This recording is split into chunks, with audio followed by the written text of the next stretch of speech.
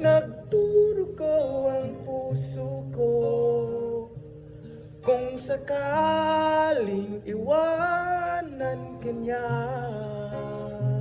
huwag kang mag-alala, may nagmamahal sa'yo, diyan lito ako. Sabay-sabay!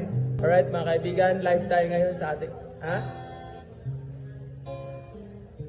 Mas? Mga next week pa siguro. I'll try to kaya nag-con magod na busy mi sa seminar for 1 week. Oh. Daghan eh.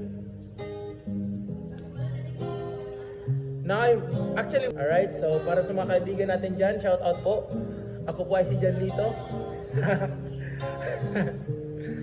At nandito pa ako para ibigin ka. Ito ako, umiibig sa'yo, kahit na nagpurugo ang puso ko. Kung sakaling iwanan ka niya, huwag kang mag-alala, may nagmamahal sa'yo, diyan lito ako.